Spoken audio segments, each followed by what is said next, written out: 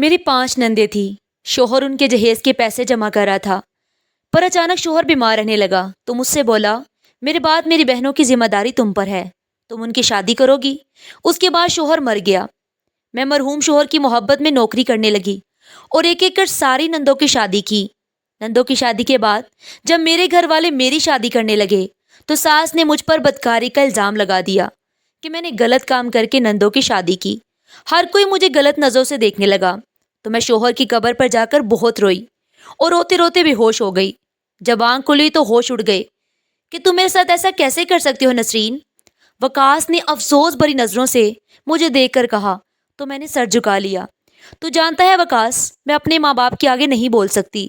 انہوں نے میری ایسی تربیت نہیں کی کہ میں منہ پھاڑ کر ان کو کہہ دوں کہ مجھے وقاص سے شادی کرنی ہے۔ میں نے تجھے کتنے ہی مواقع دیے کہ تو اپنے ماں باپ کو میرے گھر بھیج، مگر تو نہ بھیج سکا۔ اب تو سارے الزام مجھ پر نہیں رکھ سکتا۔ میں نے وقاص کو سمجھانے کی کوشش کی، وہ جلے پیر کی بلی کی طرح تڑپ رہا تھا۔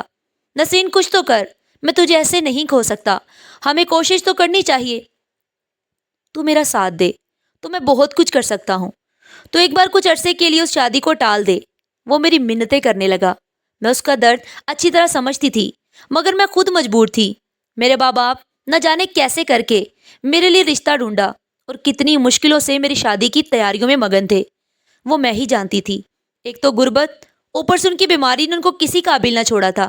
اب جب کہ ان کے لیے خوشی کا پہلا موقع آیا تھا کہ وہ اپنی بیٹی کو رخصت کر کے اس کے فرض سے سب کے دوش ہو کر مطمئن ہو سکے، تو میں ان کے سر پر یہ کہہ کر پہاڑ توڑ دیتی کہ مجھے جمیل کی بجائے وقاص سے شادی کرنی ہے، تو ان پر کیا گزرتی۔ وقاص میرے حالات نہیں سمجھ رہا تھا، صرف اپنے بارے میں سوچ رہا تھا۔ میری بات سن وقاص، تو بھی میری بات سمجھنے کی کوشش کر۔ میں ایسا نہیں کر سکتی۔ میں اپنی محبت کی خاطر اپنے ماں باپ کو مشکل میں نہیں ڈال سکتی۔ میں اتنی خود غرض نہیں ہوں۔ تجھے میرے بارے میں اچھی طرح اندازہ ہے کہ میں پہلے دوسروں کے بارے میں سوچتی ہوں، پھر اپنے بارے میں سوچتی ہوں۔ تو پھر وہ تو میرے ماں باپ ہیں، میں کیسے ان کو اتنا بڑا دھچکا پہنچا دوں؟ میں نے لجاجت سے کہا۔ تو وقاص نے اسبات میں سر ہلا دیا۔ تو صحیح کہہ رہی ہے نسرین، ویسے بھی میرے پلے کچھ نہیں۔ میں تیرا رشتہ توڑوا کر بھی شاید اپنے ماں باپ کو نہ منا سکوں۔ وہ نہ تو مجھے کوئی اہمیت دیتے نہ توجہ، کیونکہ میں کماتا نہیں ہوں۔ میں کمانے کے قابل ہوتا تو بھی میرا انتظار کرتی، اور میرے ماں باپ بھی خوشی خوشی تیرے لیے رشتہ ڈال دیتے، اور تیرے ماں باپ بھی انکار نہ کرتے۔ سارا قصور میرا اپنا ہی ہے۔ وہ بجھے دل کے ساتھ بولا تو میرے دل کو دھچکا لگا۔ ایسے نہیں ہے، تو غلط سوچ رہا ہے وقاص۔ وقاص نے میری بات کا کوئی جواب نہ دیا۔ وہ چپ چاپ واپسی کے لیے مڑ گیا اور چھت سے کود کر اپنی چھت کی سیڑھیاں تیزی سے اتر گیا، جبکہ میں افسوس بھری نظروں سے اس راستے کو تکتی رہی جہاں سے وہ گیا تھا۔ میرا نام نسرین ہے۔ میں نے غریب گھرانے میں آنکھ کھولی تھی۔ میرے ماں باپ غریب ضرور تھے، مگر عزت دار اور وزادار تھے۔ وہ ہم سبھی بہن بھائیوں کا بہت خیال رکھتے۔ میں گھر میں سب سے بڑی تھی۔ میں نے ساری زندگی اماں اور ابا دونوں کو محنت کرتے دیکھا تھا۔ انہوں نے غربت کے باوجود کبھی کسی کے آگے ہاتھ پھیلانا مناسب نہ سمجھا، اور ہمیشہ محنت مزدوری کر کے ہم سبھی بہن بھائیوں کو پالا۔ مجھ سے چھوٹی 3 بہن بھائی اور تھے۔ میرے سے چھوٹی 2 بہنیں تھیں، جبکہ سب سے چھوٹا بھائی تھا۔ میں نے جب سے ہوش سنبھالا اپنے ماں باپ کو محنت کرتے ہی پایا، لہٰذا مجھے بھی شروع سے محنت کرنے کی عادت تھی۔ میں گھر کا سارا کام نپٹانے میں اماں کی مدد کرتی۔ اماں ابا بیمار رہا کرتے، مگر اپنے علاج پر 2 پیسے نہ لگاتے۔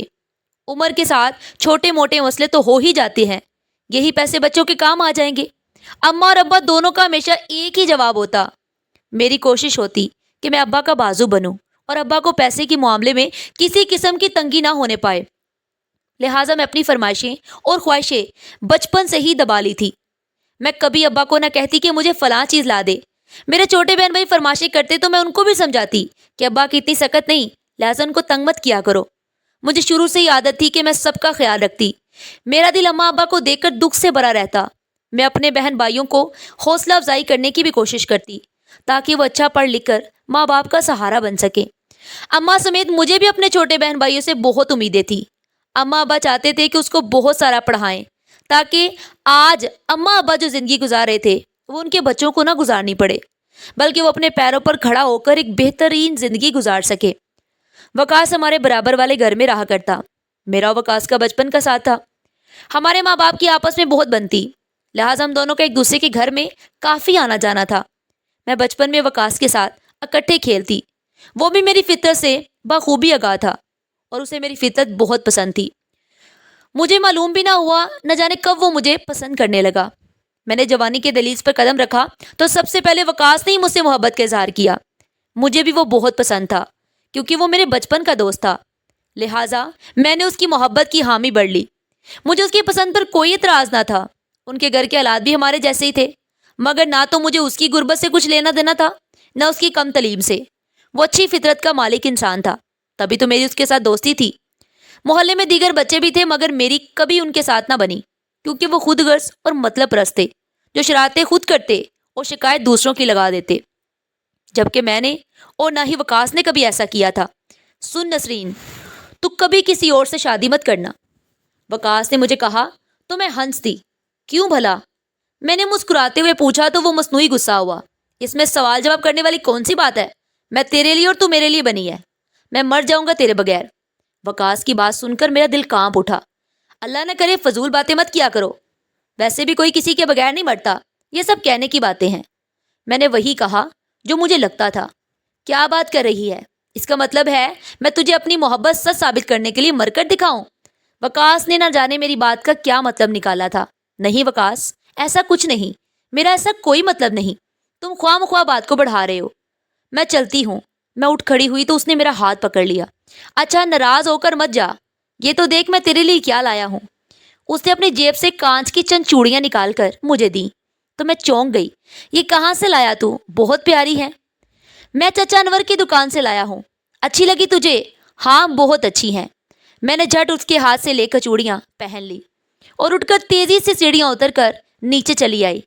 ایک شام ابا خوشی خوشی گھر آیا۔ اپنی نسرین کے لیے ایک رشتہ ملا ہے۔ ابا کی خوشی کی کوئی انتہا نہ تھی۔ میں ایک دم حیران ہو گئی۔ میں نے تو کبھی سوچا نہ تھا کہ میرا یوں اچانک سے رشتہ آ جائے گا۔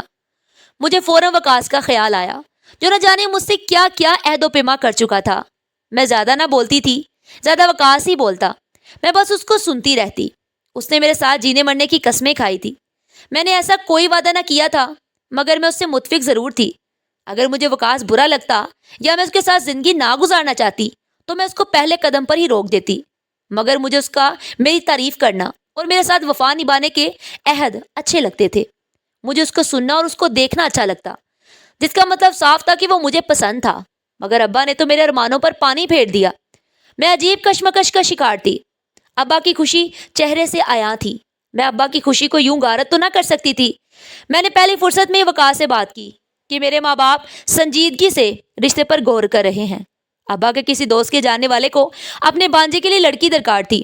ابا نے اپنے دوست سے کہا کہ وہ نسرین کی بات اس سے چلائے۔ ابا کے دوست نے ان سے بات کی تو وہ مان گئے۔ وہ 2 دن بعد گھر میں آنے والے تھے، جبکہ میری ہوائیاں اڑی ہوئی تھیں۔ میرا دل چاہتا کہ میں اماں ابا کو بتا دوں کہ مجھے وقاص سے شادی کرنی ہے، مگر اس کے لیے ضروری تھا کہ وقاص کا بھی رشتہ آئے تاکہ اماں ابا غور و فکر ضرور کریں تو میں وقاص کے رشتے کے لیے اپنی رضامندی اور پسند ظاہر کر دوں۔ مجھے پوری امید تھی کہ وہ مان جاتے۔ میرے ماں باپ اتنے دقیانوسی نہ تھے کہ وہ اپنی ضد پر اڑ جاتے اور میری پسند کی مخالفت کرتے۔ وہ یقیناً میری بات مانتے اور میری پسند کو ترجیح دیتے، مگر اس کے لیے ضروری تھا کہ وقاص اپنے گھر والوں سے بات کرے۔ میں نے وقاص کو کہا کہ وہ اپنا رشتہ بھیجے۔ اس نے بھی اپنے ماں باپ سے بات کرنے کی حامی بھر لی، مگر ایسا ہو نہ سکا۔ اس کے ماں باپ میرا رشتہ لے کر آنے کے لیے راضی نہ تھے۔ انہوں نے پہلی وجہ یہی بتائی کہ تم ابھی کوئی کام دھندا نہیں کرتے، پہلے کام کرو، نوکری پر لگ جاؤ، اپنے بڑی بہن کی شادی ہونے دو، تب تک تمہاری باری آئے گی۔ میری اماں ابا اتنے سال انتظار نہ کر سکتے تھے، جبکہ رشتہ بھی بہت اچھا اور موزوں تھا۔ لڑکا اچھی نوکری کر رہا تھا۔ ابا نہیں چاہتے تھے کہ ساری زندگی میں بھی غربت میں گزاروں جیسے اماں نے گزاری۔ دیکھ نسرین، میں تیری ماں کو کچھ نہ بنا کر دے سکا، اس نے میرے ساتھ جیسے تیسے زندگی گزار لی، پر میں یہ نہیں چاہتا کہ تو بھی ایسی ہی زندگی گزارے، اس لیے میں نے تیرے لیے اچھا سوچا ہے۔ یہ تو خدا کا کرم ہے کہ اتنا اچھا رشتہ مل گیا، ورنہ غریبوں کے ہاں ایسے رشتے کہاں سے آتے ہیں۔ میں نے کچھ چو چنا سے کام لیا تو ابا نے مجھے تفصیل سے سمجھایا۔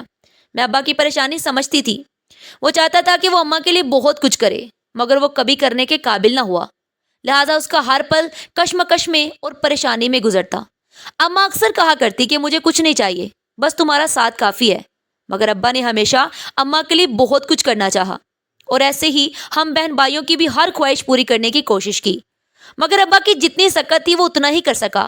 اب اگر وہ اپنی بیٹی کے مستقبل کے بارے میں اچھا منصوبہ بنا رہا تھا تو یہ اس کا حق بنتا تھا۔ مجھے پوری امید تھی کہ لڑکے والے مجھے پسند نہ کریں گے۔ وہ آ تو رہے تھے مگر ہمارے گھر کی غربت اور حالات دیکھ کر وہ یقیناً واپس پلٹ کر نہ آتے، جبکہ ہمارا گھر بھی ٹوٹا پھوٹا تھا۔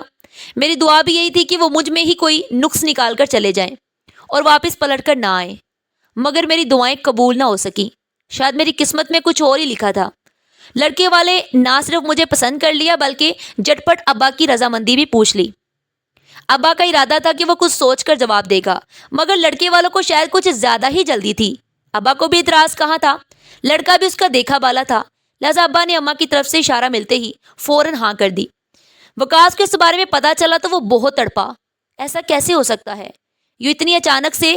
یا تو تم نے مجھے دیر سے بتایا؟ میں نے دیر سے نہیں بتایا، ابا نے اسی وقت ہاں کر دی تھی۔ میں نے اسے تمام حالات تفصیل سے بیان کیے، مگر اس کا تڑپنا کم ہونے میں نہ آ رہا تھا۔ میں اس کے جذبات سمجھ سکتی تھی۔ تم انکار کر دو، منع کر دو، میں ایسا نہیں کر سکتی وکاس۔ میں نے اس کو صاف صاف جواب دیا، اماں باپ کی عزت کا سوال ہے، میں اسے ان کی عزت بھرے بازار میں کیسے لٹا سکتی ہوں؟ تمام مارکیٹ کے لوگ جانتے ہیں کہ ابا کے دوست کے جاننے والوں کے ساتھ میرے رشتے کی بات چل رہی ہے۔ میں ابا کی عزت پر یوں آنچ نہیں آنے دے سکتی۔ اب وہ جہاں کہہ رہے ہیں میں اس رشتے کے لیے راضی ہوں اور میں وہیں شادی کر لوں گی۔ اگر وہ مجھے کسی کھونٹے سے بھی باندھ دیتے تو میں بن جاتی۔ تمہیں کیا لگتا ہے کہ میں اپنے ماں باپ کی عزت یوں پیروں میں رون دوں، ابا کی پگڑی سرے بازار اچھال دوں؟ وکاس میری بات سن کر چپ ہو گیا تھا۔ یقیناً وہ بھی ایسا نہیں چاہتا تھا۔ وہ خود عزت دار گھرانے سے تعلق رکھتا تھا، اسے معلوم تھا کہ باتیں کس قدر نازک ہوتی ہیں، لہذا وہ چپ چاپ پلٹ گیا۔ میں نہیں چاہتی تھی کہ وہ کوئی غلط قدم اٹھائے، جذبات میں آ کر کوئی غلط فیصلہ لے، اس لیے میں نے اسے ملنے اور سمجھانے کی کوشش کی۔ دیکھو وکاس، جو ہونا تھا وہ ہو گیا، اب مٹی ڈالو، زندگی میں آگے بڑھتے ہیں۔ میں تمہارے لیے دعا گو ہوں کہ تمہیں مستقبل میں اچھی زندگی اور خوشیاں ملے۔ تم بھی میرے لیے دعا کرنا۔ وہ کچھ نہ بولا اور چپ چاپ مجھے سنتا رہا، مگر مجھے لگتا تھا کہ اس نے میرے لیے کوئی دعا نہ کی تھی۔ شاید اس کے دل سے میرے لیے بد دعا نکل گئی تھی۔ میرے ماں باپ نے خوشی خوشی مجھے جمیل کے ساتھ رخصت کیا تھا، ان سے جو بن پڑا انہوں نے کیا۔ ابا کی کم آمدنی ہونے کے باوجود ابا نے ادھار پکڑ کر مجھے اچھا جہیز دینے کی بھی کوشش کی۔ جمیل 5 بہنوں کا اکلوتا بھائی تھا۔ دراصل اس کی ماں نے مجھے اس لیے پسند کیا تھا تاکہ میں اس کی بہنوں کو غیر نہ سمجھوں اور آتے ہی گھر پر قبضہ جما کر شوہر کو اپنی مٹھی میں نہ کر لوں۔ وہ یہ چاہتی تھی کہ وہ کوئی غریب اور مسکین سی لڑکی بیاہ کر لائیں تاکہ اس کو قابو میں کر کے رکھا جائے۔ میرے شوہر گھر میں سب سے بڑے تھے اور 5 بہنیں ان سے چھوٹی تھیں۔ میرے شوہر اپنی بہنوں اور ماں کی مٹھی میں تھے۔ وہ اپنی ماں بہن کے سامنے نہ تو مجھے کوئی اہمیت دیتے اور نہ مجھ سے زیادہ بات کرتے۔ وہ کمرے میں بھی کم ہی آتے اور زیادہ تر وقت اپنی ماں کے پاس بیٹھے رہتے۔ وہ اپنی ماں اور بہنوں کے ساتھ سامنے ذرا ہچکچاہٹ کا شکار رہتے۔ ویسے ان کا سلوک میرے ساتھ برا نہ تھا، وہ میرا خیال رکھتی اور میں جو بھی چیز منگواتی مجھے فوراً لا دیتے۔ گھر میں کھانے پینے کی کوئی تنگی نہ تھی، مگر جو ساس کہتی وہی اور اتنا ہی پکتا۔ چونکہ گھر میں لڑکیاں زیادہ تھی اس لیے کام کا بھی کوئی مسئلہ نہ تھا، میں صرف اپنے شوہر کا کام نپٹاتی، جبکہ میری نندے گھر کا کام مل جل کر جھٹپٹ نپلا لیتی۔ کبھی کبھار میری ساس کہہ دیتی کہ بھائی آج تو بہو کے ہاتھ کا کھانا کھائیں گے، تب میں کھانا بنا لیتی، اور ایسا زیادہ تر جمیل کی چھٹی والے دن ہوتا، کیونکہ میری ساس نہیں چاہتی تھی کہ میں اور جمیل ایک ساتھ زیادہ وقت گزار سکے۔ بہرحال یہ چھوٹی موٹی باتیں تھی، اگر دیکھا جائے تو میں اپنے گھر میں خوش باش تھی۔ میں جب ابا اماں کی طرف جاتی تو وہ مجھے خوش دیکھ کر خود بھی خوشی سے نہال ہو جاتے۔ میں بھی ہاتھوں میں بھر بھر چوڑیاں پہن کر اور خوب تیار ہو کر جاتی تاکہ اماں ابا مجھے دیکھ کر خوش ہوں۔ اماں ابا کی خوشی اپنے بچوں کی خوشی میں ہی تھی۔ کچھ عرصے میں ہی میری ساس مجھ سے لڑنے کے بہانے ڈھونڈنے لگی۔ شاید اس نے یہ محسوس کر لیا تھا کہ اس کا بیٹا اور میرا شوہر مجھے کافی توجہ دے رہا تھا۔ میں نے شروع کے کچھ مہینے مشکل میں کاٹے تھے، تب میرا شوہر مجھے اتنی توجہ نہ دیتا اور اپنی ماں کی نظروں میں رہتا، مگر آہستہ آہستہ شاید میں نے اس کا دل جیت لیا تھا، تبھی وہ میرا زیادہ خیال رکھنے لگا۔ یہ بات میری ساس سے برداشت نہ ہوئی۔ آخر اسے اپنی بیٹیوں کو رخصت کر کے اس گھر سے دوسرے گھر بھیجنا تھا، مگر وہ میرے بارے میں غلط سوچ رہی تھی۔ میں ایسی لڑکی نہ تھی کہ میں اس کے بیٹے کو قابو کرنے کے بعد اس کو اپنی بہنوں یا ماں سے جدا کر دیتی۔ میں سمجھتی تھی کہ بہنوں کی رخصتی کرنا اس کی ذمہ داری ہے، تو بھلا میں اس کو اس ذمہ داری سے کیوں روکتی؟ میں اپنی ساس کو سمجھا تو نہ سکتی تھی، مگر اپنے سلوک سے بتا سکتی تھی کہ میں کس طرح کی لڑکی ہوں، لہٰذا میں اپنی ساس کی خدمت میں لگی رہتی.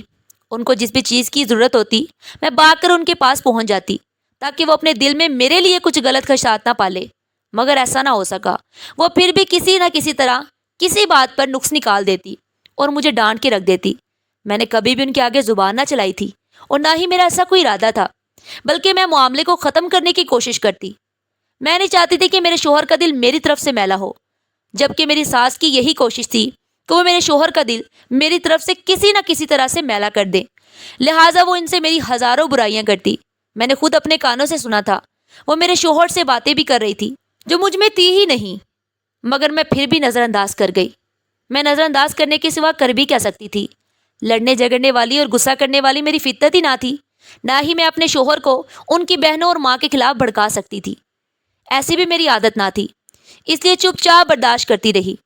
جب میرا شوہر ہی میرا خیال رکھ رہا تھا اور اپنی ماں بہنوں کی باتوں کے باوجود مجھ سے جھگڑا نہ کرتا تو پھر مجھے زیادہ پرواہ کرنے کی کیا ضرورت تھی؟ میں اپنی خوشی میں خوش اور مگن تھی. میری نندوں میں تیسرے نمبر والی اور آخری نمبر والی دونوں نندیں میرے ساتھ بہت اچھی تھی. باقیوں کے موڈ میں اتار چڑھاؤ آتا رہتا. میں سب کے ساتھ ہی اچھا سلوک کرنے کی کوشش کرتی تاکہ انہیں مجھ سے کوئی شکایت نہ ہو. بڑی نند کا رشتہ اپنے تایا کی طرف طے تھا. جمیل اس کے لیے جہیز اکٹھا کر رہے تھے. وہ نوکری سے آنے کے بعد شام کو بھی کچھ اضافی کام کرتے تاکہ کچھ اضافی پیسے حاصل ہو جائیں اور اپنی بہنوں کو اچھے طریقے سے رخصت کر سکے. وہ بہت محنت کر رہے تھے. مجھے ان کی محنت کا احساس تھا، لہٰذا میں بھی ان کی خدمت میں کوئی کمی نہ آنے دیتی. بڑی نند کا جہیز تقریباً مکمل ہونے کو تھا اور اس کی اگلے کچھ ماہ میں شادی تھی. دراصل اس کا منگیتر ملک سے باہر تھا. وہ جیسے ہی آتا شادی کی تاریخ رکھ دی جاتی. میرے شوہر کی طبیعت کچھ دنوں سے خراب تھی. انہیں معمولی بخار اور گلا خراب تھا، مگر انہوں نے خود سے ہی دوائی کھا لی، مگر بخار ان کا ساتھ نہ چھوڑتا.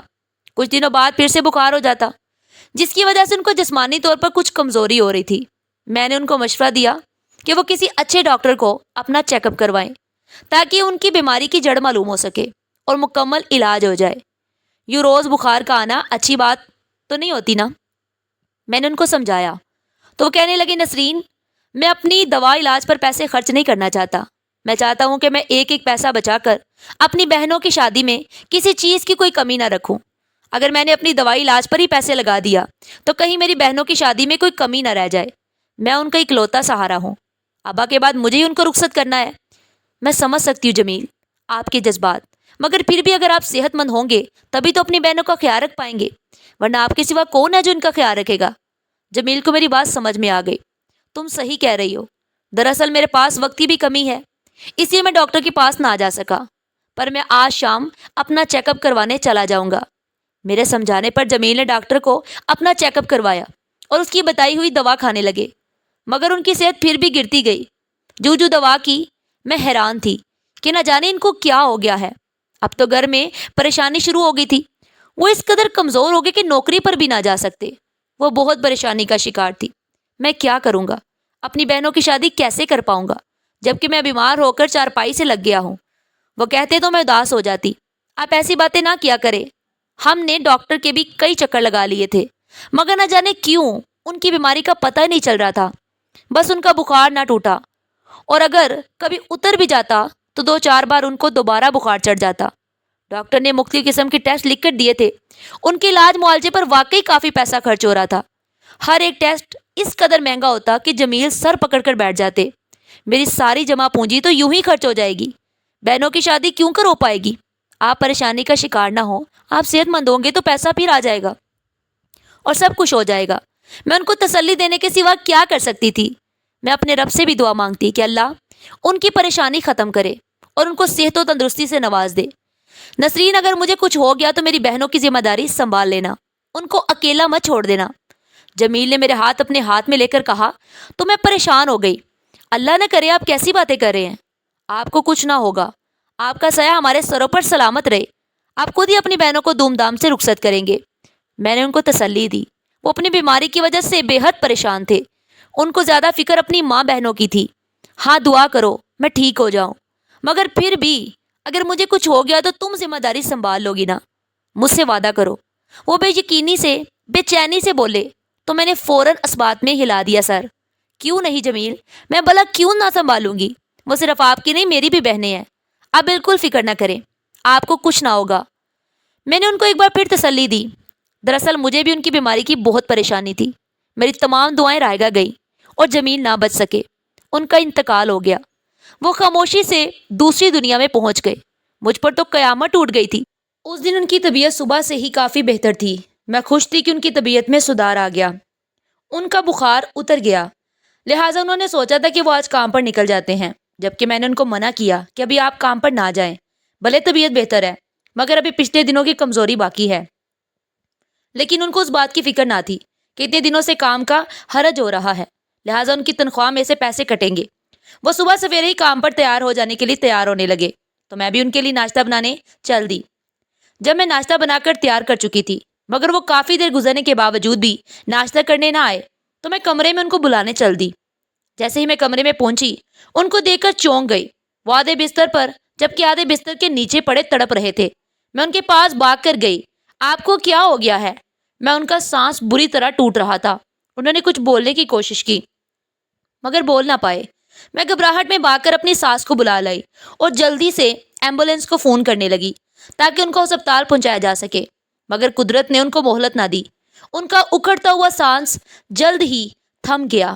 ایک لمبا سانس ان کا آخری سانس ثابت ہوا اور وہ ہم سب کو چھوڑ کر چلے گئے۔ مجھ پر تو قیامت ٹوٹ گئی تھی۔ مجھے یقین نہ آتا کہ ابھی تو وہ اچھے بھلے دفتر جانے کے لیے تیار ہو رہے تھے اور اگلے ہی پل ختم ہو گئے تھے۔ وہ ہم سب کو اتنی جلدی چھوڑ کر چلے گئے کہ کس کو اس بات پر یقین تھا۔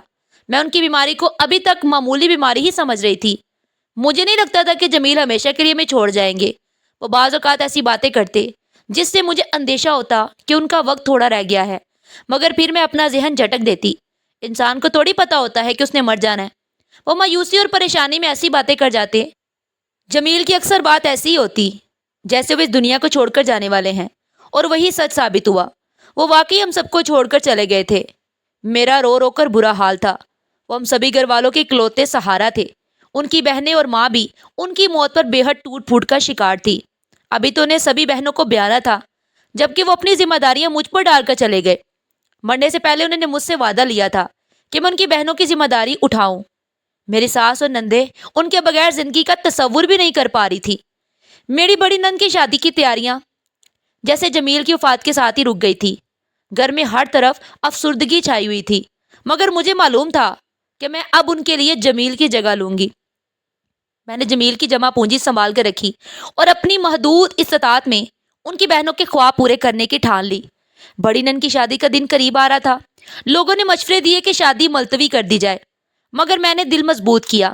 یہ شادی جمیل کی آخری خواہش تھی اور میں اسے پورا کر کے رہوں گی۔ میں نے شادی کو ملتوی نہ ہونے دیا۔ نورین کی شادی مقررہ وقت پر ہی ہو گئی۔ اس کا منگیتر بیرون ملک سے لوٹ آیا تو میری ساس نے اس کی شادی کی تاریخ رکھ دی۔ نورین کی شادی میں ہم سبھی اداس تھے۔ ہم جمیل کی یاد سے ایک پل غافل نہ تھے۔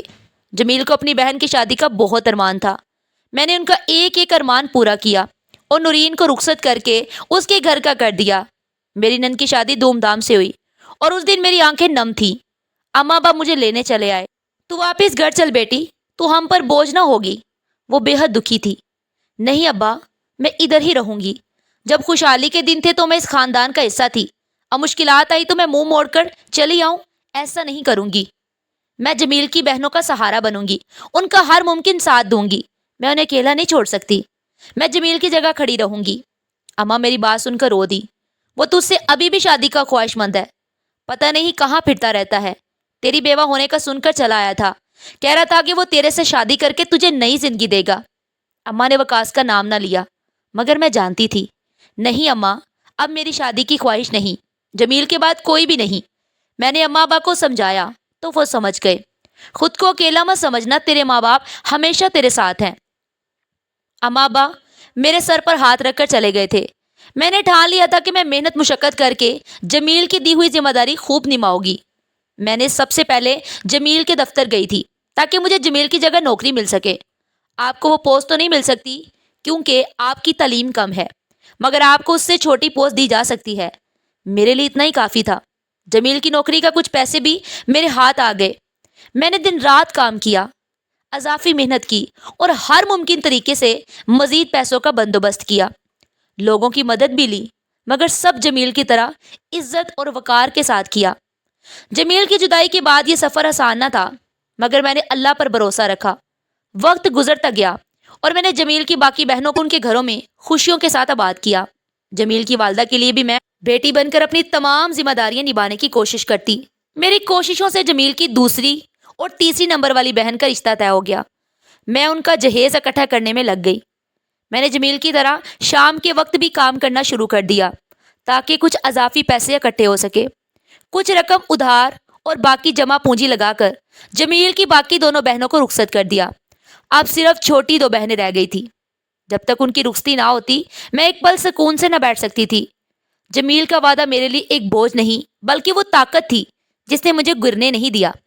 زندگی مشکل ضرور تھی، مگر میں نے ثابت کیا کہ عورت اگر چاہے تو وہ تنہا بھی خاندان کا سہارا بن سکتی ہے۔ میں نے پاک اور صاف زندگی گزاری۔ حالانکہ میں کم عمر تھی، میں چاہتی تو خود غرض بن کر اپنا گھر بسا سکتی تھی، مگر ایسا کرنا مجھے خوشی نہ دیتا، بلکہ جمیل کی بہنوں کا کفیل بننا مجھے زیادہ خوشی دے رہا تھا۔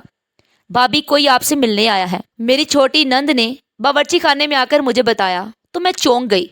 مجھ سے کون ملنے آ سکتا تھا؟ میں ہاتھ صاف کرتی حیران ہوتی باہر نکلی تو صحن کے بیچوں بیچ وقاص کو کھڑے دیکھ کر حیران رہ گئی۔ میری ساس بھی اپنے کمرے کے دروازے پر آ کھڑی ہوئی۔ تم کیوں آئے ہو یہاں؟ میں نے ٹیڑھی آنکھوں سے اپنی ساس کی طرف دیکھ کر پوچھا۔ مجھے تم سے بات کرنی تھی، اس لیے چلا آیا۔ وہ بھی میری ساس کو کھڑا دیکھ چکا تھا، لہٰذا سنبھل کر بولا، ایسی کیا بات کرنی تھی جو تمہیں یہاں نہ پڑا؟ میں اسی لیے دروازے کی جانب بڑھی۔ میں اماں ابا کے گھر آؤں گی تو وہاں پر بات کر لینا، میں نے آہستگی سے کہا اور جانے کا اشارہ کیا۔ وہ دروازے پر ہی رک گیا اور سرگوشی میں بولا، اب تو تمہاری ساری ذمہ داریاں ادا ہو گئی ہوں گی، تم مجھ سے شادی کر لو۔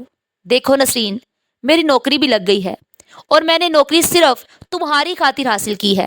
میں تم سے ابھی بھی شادی کا خواہش مند ہوں۔ یہ اکیلے کب تک ذمہ داریوں کے بوجھ تلے زندگی گزارو گی؟ وقاص کی بات سن کر مجھے غصہ آ گیا۔ وقاص، میری زندگی کوئی کھیل تماشا نہیں ہے کہ میں جب چاہے تمہارے حوالے کر دوں۔ میری اپنی بھی کوئی مرضی منشا ہے کہ نہیں، میں تمہارے ساتھ زندگی نہیں گزارنا چاہتی۔ بات صرف تمہاری نوکری کی نہیں ہے، میرے اوپر ذمہ داریوں کا جو بوجھ ہے وہ بھی پورا ادا نہیں ہوا۔ میری دو نندیں جن کی شادی کرنا بھی باقی ہے۔ ویسے بھی میں اب تمہارے قابل نہیں ہوں، تم کسی جوان اور کنواری لڑکی سے شادی کر کے زندگی گزارو۔ کیوں میرے پیچھے لگ کر اپنی زندگی برباد کر رہے ہو؟ میں تمہارے ساتھ مخلص ہوں، اس لیے تمہیں مشورہ دے رہی ہوں کہ تم کسی اور سے شادی کر لو۔ وقاص، میرے پیچھے اپنے آپ کو یوں برباد نہ کرو۔ مجھے اس کی حالت دیکھ کر دکھ بھی ہوا، لہٰذا میں نے اپنے غصے پر قابو پاتے ہوئے اسے سمجھانے کا فریضہ سر انجام دیا۔ اس کی بڑی ہوئی شیو اور اجڑی حالت دیکھ کر مجھے بخوبی اندازہ ہو رہا تھا کہ وہ ابھی تک اس قرب میں مبتلا ہے۔ میں اسے زندگی بھر کا دکھ نہ دینا چاہتی تھی، بلکہ چاہتی تھی کہ وہ سنبھل جائے اور اپنی زندگی بہتر طریقے سے گزارے، اور اس کے لیے میرا اسے صاف صاف انکار کرنا ضروری تھا۔ ویسے میں پہلے بھی کئی بار اسے انکار کر چکی تھی، میں اس سے شادی کرنے کی خواہش ابھی بھی نہ رکھتی تھی۔ میں نے اسے صاف جواب دیا تو مجھے دیکھتا ہوا چپ چاپ پلٹ گیا اور گلی میں دور تک چلا گیا۔ میں دروازہ بند کر کے اندر چلی آئی۔ وہ ابا کی بیماری کے بارے میں بتانا چاہتا تھا۔ میں کچھ دنوں میں جا کر ان کو دیکھ آؤں گی۔ ابا کی طبیعت ٹھیک نہیں، مگر انہوں نے مجھے نہیں بتایا کہ کہیں میں پریشان نہ ہو جاؤں۔ اماں سے مجھے معلوم ہوا تھا کہ ابا کی طبیعت ٹھیک نہیں، لہٰذا میں نے اپنی ساس سے جھوٹ بول دیا۔ پھر بھی وہ مجھے غصے میں گھورتی ہوئی اپنے کمرے میں چلی گئی۔ میں اپنی آخری دو نندوں کے فرض سے فارغ ہوئی تو میں نے سکون کا سانس لیا۔ ان کی خاطر میں نے اپنا چین، سکون، آرام سب کچھ ختم کر دیا تھا، تو مجھے آرام کرنے کا وقت ملتا اور نہ ہی میں اپنا خیال رکھتی۔ جمیل کے جانے کے بعد سے میری حالت بہت بدل گئی تھی۔ میرا حسن مانند پڑ گیا، جبکہ مسلسل محنت اور کام سے میری صحت بھی برباد ہو گئی، مگر مجھے کوئی افسوس نہ تھا۔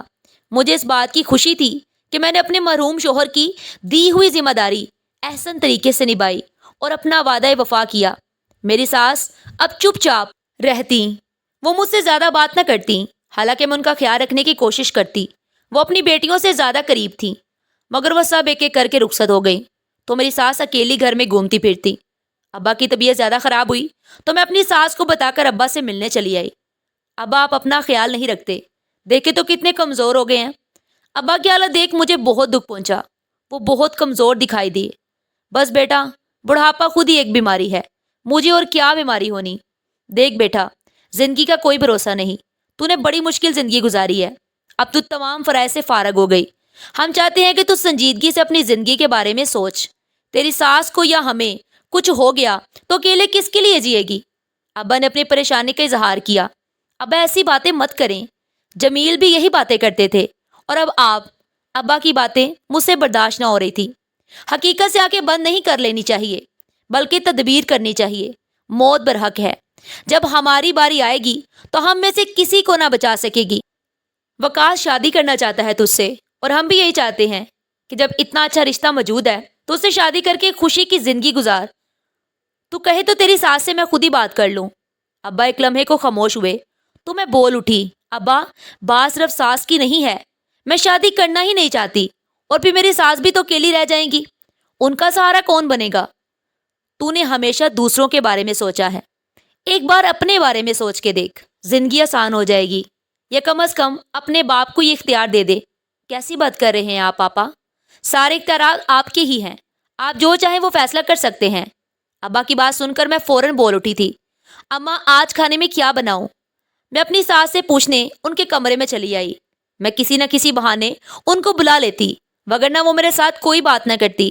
میں نہیں چاہتی تھی کہ ان کو سب کی کمی محسوس ہو۔ نندوں کی شادی کے بعد میں نے شام والی نوکری چھوڑ دی تھی، اب ایک ہی نوکری ہم دونوں کے گزارے کے لیے کافی تھی۔ میں شام کو آ کر گھر کا کام نپٹا لیا کرتی۔ بی بی جو مرضی پکا لو، بڑے بڑے فیصلے اکیلے کر لیے، یہ چھوٹے فیصلوں میں تمہیں یاد آ جاتا ہے کہ ساس بھی زندہ ہے۔ تم سوچتی تو ہوگی کہ بڑھیا کب مرے تاکہ تم اپنی مرضی سے زندگی گزار سکو۔ میری ساس نہ جانے کون سا غبار اپنے اندر لیے بیٹھی تھی، مجھے دیکھتے ہی پھٹ پڑی۔ میں نے ایسا کیا کر دیا جو وہ اتنا غصہ ہو رہی تھی؟ میں سمجھنے سے قاصر تھی۔ تم نے جو نوکریاں کی ہیں مجھے سب معلوم ہے، تم اچھے کردار کی نہ ہو، نہ جانے کون سا غلط کام کر کے اتنا پیسہ کما لیا۔ سچ بولو، تو بدکاری کے کام کے ہی اتنے پیسے ملتے ہیں۔ کیا بات کر رہی ہے اماں؟ میں حیرت سے اپنی ساس کو دیکھ رہی تھی۔ وہ ہمیشہ سے ہی میرے خلاف اپنے دل میں کدورت بھر کر بیٹھی تھی، اب جب ان کو موقع ملا تو وہ اپنی بھڑاس نکال رہی تھی۔ یہ اب کیا بات کر رہی ہیں؟ میں نے حیرت سے آنکھیں پھاڑ کر انہیں دیکھا۔ اس میں جھوٹ ہی کیا ہے؟ تم غلط عورت ہو، تمہارے عاشق تو تمہارے پیچھے تمہارے سسرال تک چلے آئے۔ وہ مجھے وقاص کا تانا دے رہی تھی۔ شاید ابا نے ان سے میری شادی کے متعلق کوئی بات کی تھی، تبھی تو وہ اس قدر غصہ میں تھی۔ میں ان سے کیا بحث کرتی؟ میں چپ چاپ واپس باورچی خانے میں چلی آئی۔ میں اپنے کردار کی پختگی سے بخوبی واقف تھی۔ یوں تو مجھے کسی کی گواہی کی ضرورت نہ تھی، مگر پھر بھی ساس کا رویہ تکلیف دے رہا تھا۔ میں چاہے جتنی مرضی خود کو لاپرواہ ظاہر کرنے کی کوشش کر لیتی، مگر در حقیقت مجھے ان کی بات سے گہرا صدمہ پہنچا تھا۔ میں چپ چاپ برداشت کرتی، جس سے میری ساس کو مزید شے ملی۔ انہوں نے مجھے محلے والوں اور رشتہ داروں میں بھی بدنام کر دیا۔ میں جہاں بھی جاتی لوگ مجھے عجیب نظروں سے دیکھتے۔ مجھے کچھ سمجھ نہ آئی کہ میں نے ان کا کیا بگاڑا ہے۔ ایک دن انکشاف ہوا کہ یہ سب میری ساس کا کیا دھرا ہے، تو میرے ہوش اڑ گئے۔ میں روتی ہوئی گھر سے نکل پڑی۔ میں نے کیا کچھ نہ کیا تھا اس گھر کے لیے، مگر میری ساس نے میری قدر نہ کی۔ ان کا رویہ ہمیشہ سے میرے ساتھ روکھا پیکا تھا، مگر مجھے پرواہ نہ تھی۔ میں نے یہ سب اپنے شوہر کی محبت میں کیا تھا کہ اپنی نندوں کو باعزت طریقے سے رخصت کرنے کے لیے اپنی جوانی برباد کر دی، اپنی خواہشات، عیش و آرام سب کچھ قربان کر دیا، مگر مجھے صلہ کیا ملا کہ میری ساس نے مجھ پر بدکاری کا الزام لگا دیا۔ مجھے اس بات کا بے حد دکھ تھا، بھلے وہ مجھے برا بلا کہہ لیتی، یا اگر انہیں میرا وجود پسند نہ تھا تو مجھے گھر سے نکال دیتی، مگر میرے کردار پر اتنا گھٹیا الزام نہ لگاتی۔ میں نے تو ہر قدم پھونک پھونک کر رکھا تھا۔ میں روتی ہوئی اپنے شوہر کی قبر پر جا پہنچی۔ میں اور کہاں جاتی؟ اماں ابا کے گھر جانے کی ہمت نہ تھی۔ ابا کی طبیعت ویسے ہی اتنی خراب تھی، وہ مجھے دیکھ کر پریشان ہو جاتے۔ میں اپنے شوہر کی قبر پر رونے لگی اور ان سے تمام گلے شکوے کر ڈالے۔ میں روتے روتے قبر پر ہی بے ہوش ہو گئی۔ نہ جانے مجھے بے ہوش ہوئے کتنا وقت گزر گیا۔ جب ہوش آیا تو ہوش اڑ گئے۔ سامنے پریشان حال وقاص کو دیکھ کر میں بے قرار ہو گئی۔ میلے کچیلے ملنگوں والی حلیے میں وہ کوئی ملنگی لگ رہا تھا۔ میرا دل مزید دکھ سے بھرا گیا۔ یہ کیا حلیہ بنا لیا تم نے وقاص؟ میں دھیمے لہجے میں بولی۔ سب لوگ تمہاری تلاش میں ہیں۔ تمہاری ساس نے کہا تم گھر سے بھاگ گئی، مگر مجھے پورا یقین تھا تم اپنے شوہر کی قبر پر ہی ہوگی۔ تمہارے ابا کا انتقال ہو گیا۔ کیا کہہ رہے ہو؟ ابا کے انتقال کی خبر سن کر میرے ہوش اڑ گئے۔ میں ساکت نظروں سے وقاص کو دیکھنے لگی اور اگلے ہی پل اٹھ کر گھر کی جانب بھاگی۔ کاش میں قبرستان آنے کی بجائے گھر ہی چلی جاتی تو ابا کے آخری لمحات میں ان کے ساتھ وقت گزار لیتی۔ گھر میں قیامت کا سما تھا۔ अम्मा को बिखरा देख मुझे खुद ही हौसला करना पड़ा। छोटे बहन भाई अलग गम से निडाल थे। अब्बा थे ही इतने अच्छे कि मोहल्ले वाले भी उनकी मौत पर बेहद गमज़दा थे। अब्बा सभी रिश्तों के साथ बहुत अच्छे थे। अब्बा की मौत पर मुझे इर्द गिर्द का होश न रहा और मैं अम्मा और बहन भाइयों का हौसला बन गई। मेरी सास मेरे वालिद की वफात तक पर ना आई। मुझे बहुत दुख पहुंचा। मैंने उनके लिए क्या नहीं किया और वो किस कदर बेमुरव्वत निकली। मैं अम्मा के पास ही ठहरी रही। ऐसे हाल में मैं अम्मा का कैसे साथ छोड़ सकती थी। मेरी बड़ी नंद जो ताया के घर रुखसत होकर गई थी, वो मेरी सास को अपने साथ ले गई थी। उसने फ़ोन पर मुझे बता दिया था कि वो अम्मा को अपने साथ ले जा रही हैं। तूने बहुत दूसरों की खुशी का ख्याल कर लिया, अब अपने बारे में भी सोच ले। अम्मा ने दिन रात एक ही बात करके मेरा सर खा रखा था। मैं अम्मा को जितना टालने की कोशिश करती, अम्मा उतना ही मेरी शादी की बात निकाल कर बैठ जाती। वो बरसों से तेरे लिए बैठा है, कुछ तो सोच ले और उसके हक में फैसला दे दे। वकास की अम्मा रोज ही चली आती। नसरीन, वो तेरे सिवा किसी से शादी ना करेगा। आखिर इसमें बुराई क्या है? तू कौन सा अपने शोहर से बेवफाई कर रही है जो इतना सोच रही है? तू बेवा है, तेरा हक बनता है अपनी खुशियों के बारे में सोचना। वो सब ठीक कह रही थी, मगर न जाने क्यों मुझे ये सब अच्छा ना लग रहा था। अम्मा ने मुझे ज्यादा मजबूर किया तो मैंने फैसला अम्मा पर छोड़ दिया। वैसे भी अब्बा की वजह से पहले ही परेशान थी, अब मैं उसे मजीद क्या दुख पहुंचाती। भाई इस काबिल हो चुका था कि वो अम्मा और दोनों बहनों का बोझ संभाल सके। अम्मा मेरा इकरार सुन खुश हो गई। वकास ने तो बकायदा बंगड़े डाले। सादा सी तकरीब में मैं वकास के संग रुखसत होकर उसके घर चली आई।